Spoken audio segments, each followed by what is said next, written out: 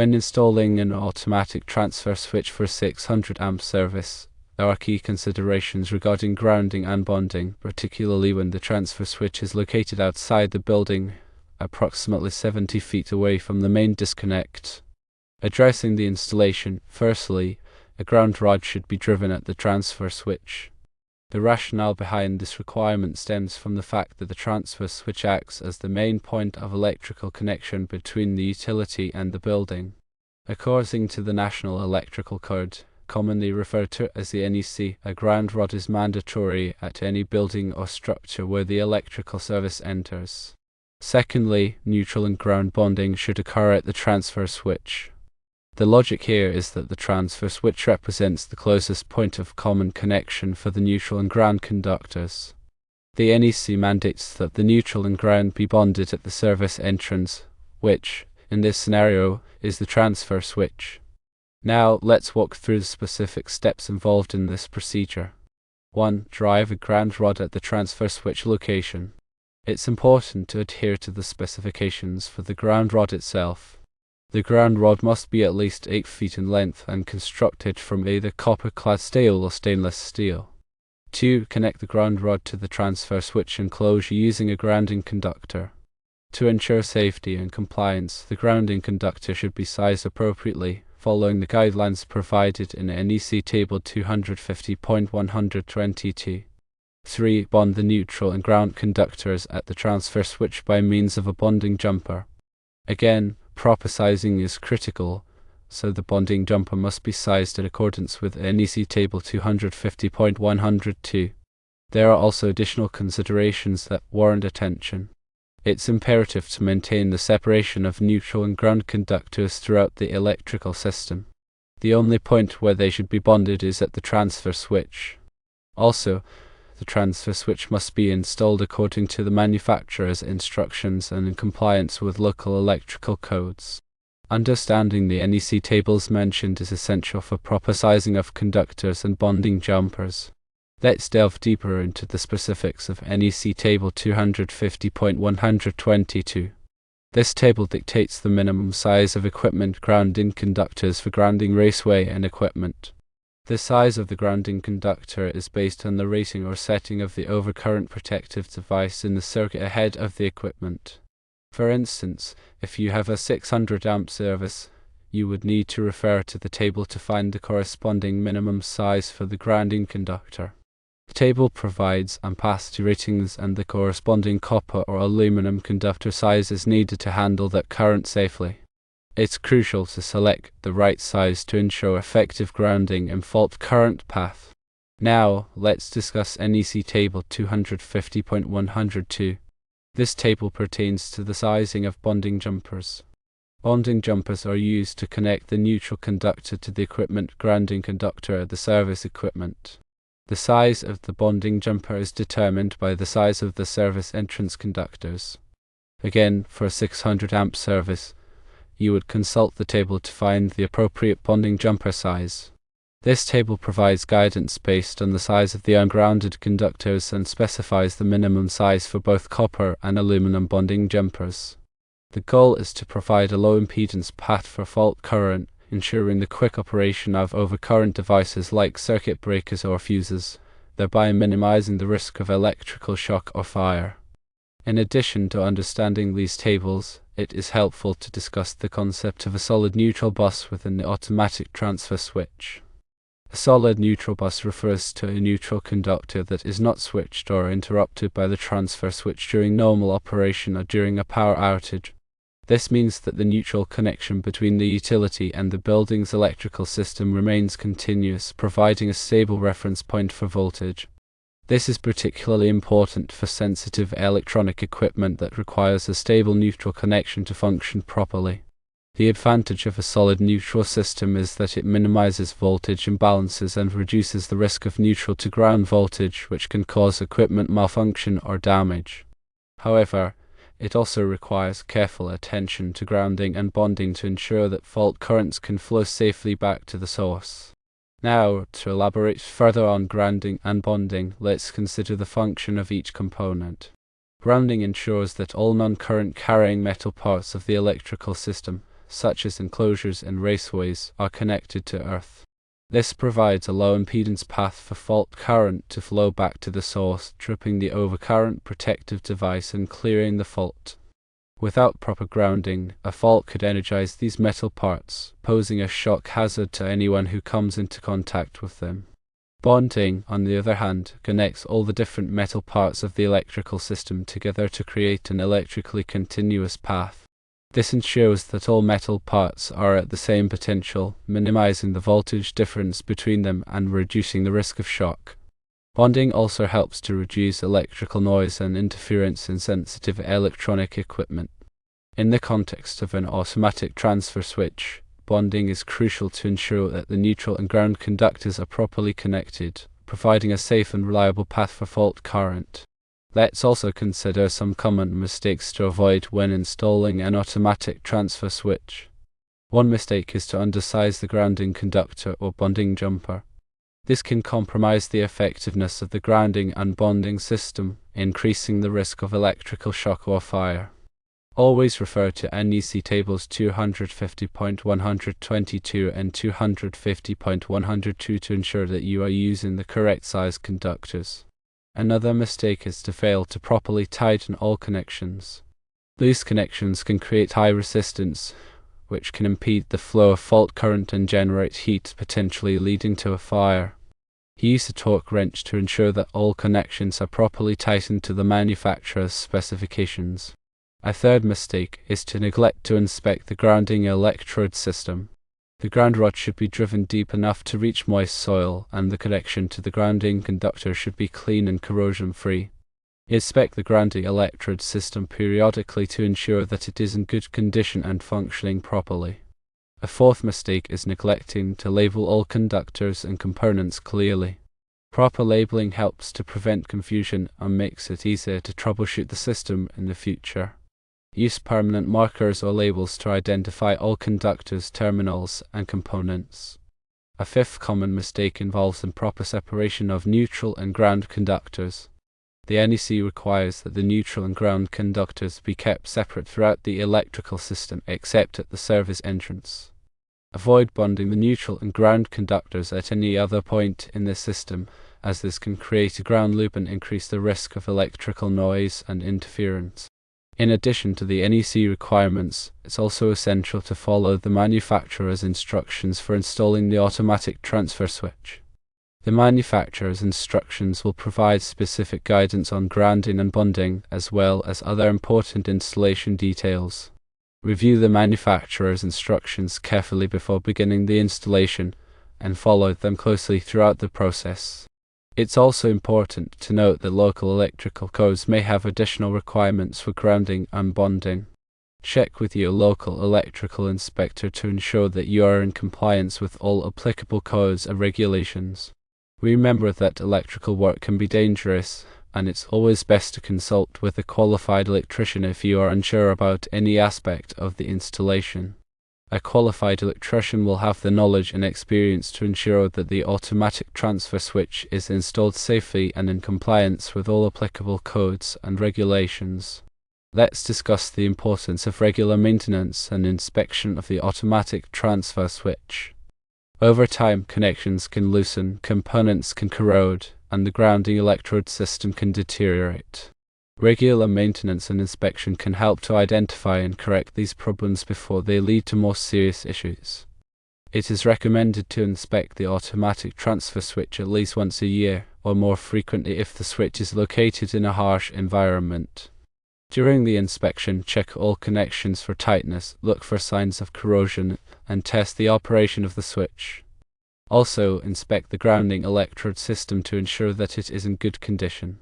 If you find any problems, correct them immediately. Loose connections should be tightened, corroded components should be replaced, and the grounding electrode system should be repaired or replaced as needed. Keeping the automatic transfer switch in good condition will help to ensure that it operates reliably and safely when it is needed most.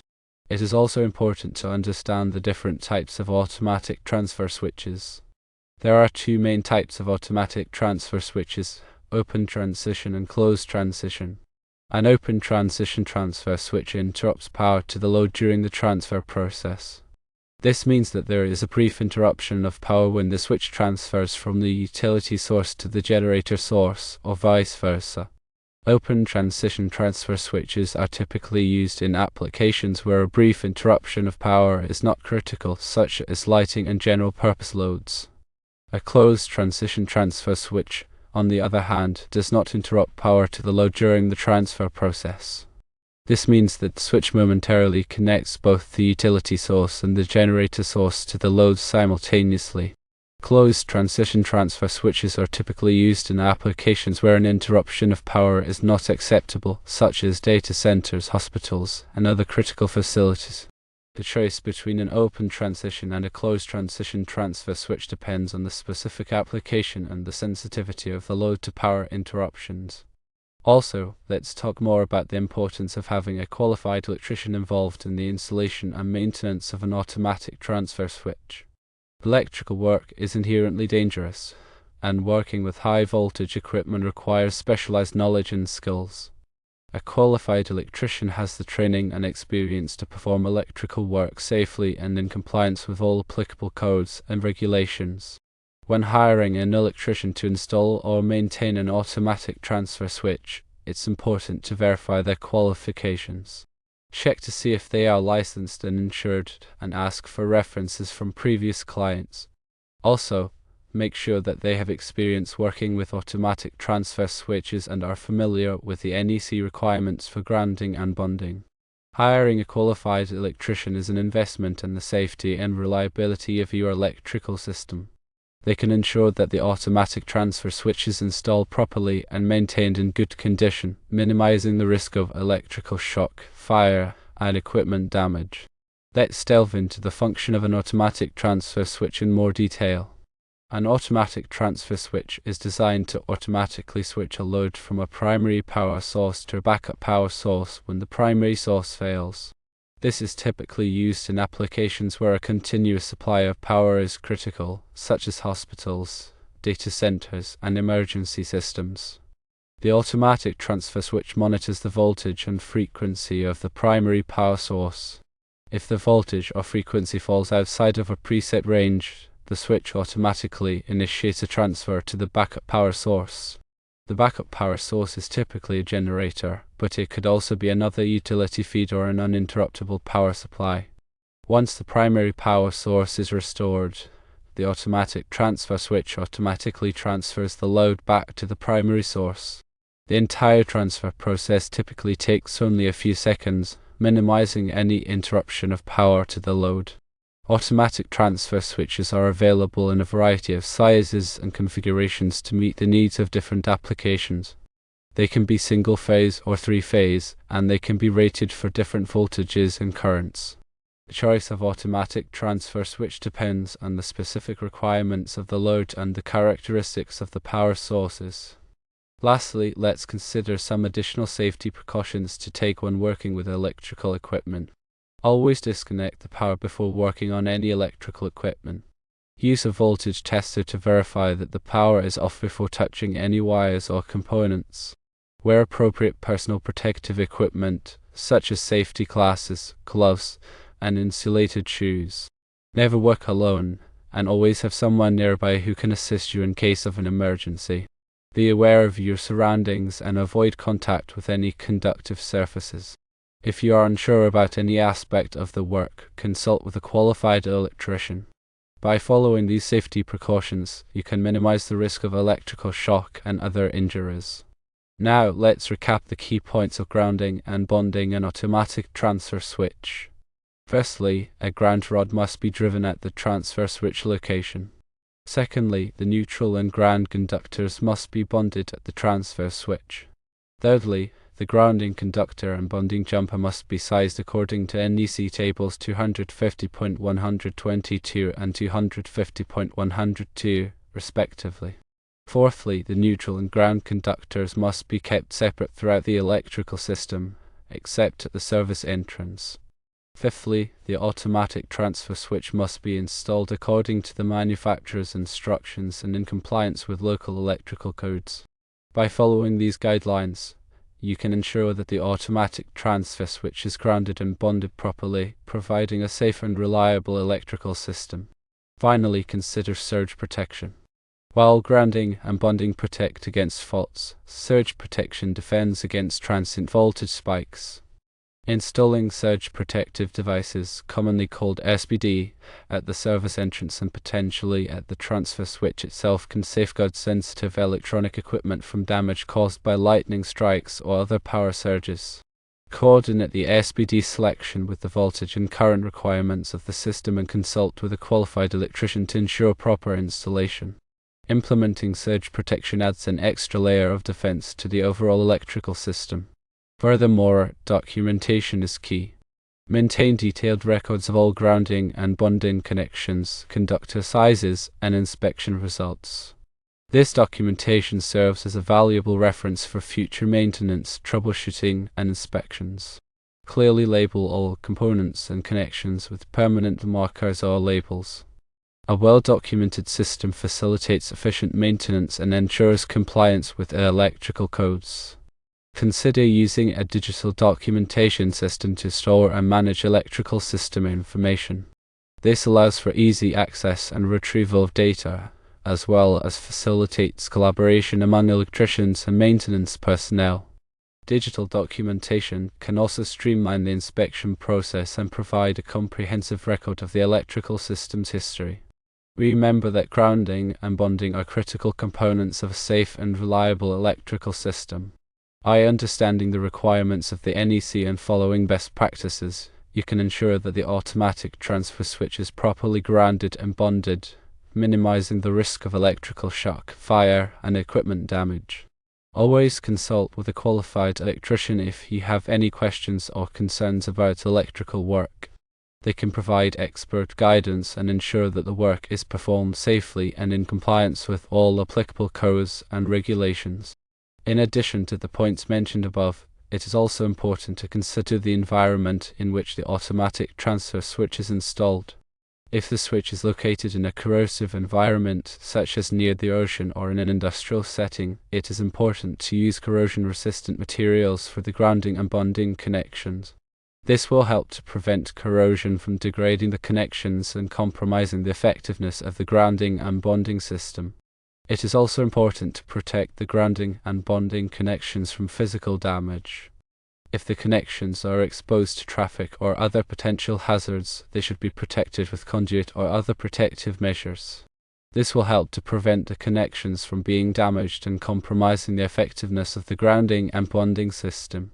Proper grounding and bonding are essential for the safety and reliability of any electrical system, and they are especially important for automatic transfer switches.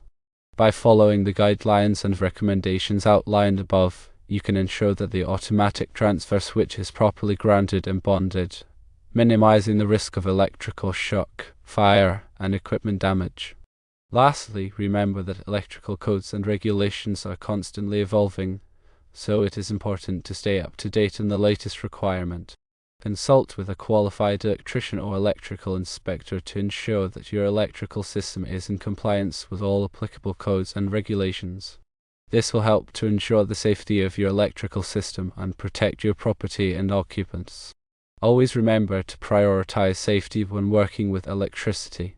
If you are not comfortable performing electrical work yourself, or if you are unsure about any aspect of the installation, it is best to consult with a qualified electrician. They have the knowledge, skills, and experience to perform the work safely and in compliance with all applicable codes and regulations. By taking the necessary precautions and consulting with qualified professionals, you can ensure that your electrical system is safe, reliable, and in compliance with all applicable codes and regulations. This will provide peace of mind and protect your property and occupants from the hazards of electricity. As a final thought, continuous learning is crucial in the electrical field. New technologies and best practices are constantly emerging. Consider attending workshops, seminars, and training courses to stay abreast of the latest developments in grounding, bonding, and electrical safety. Staying informed and continuously improving your knowledge and skills will help you provide the best possible service and ensure the safety of your electrical installations.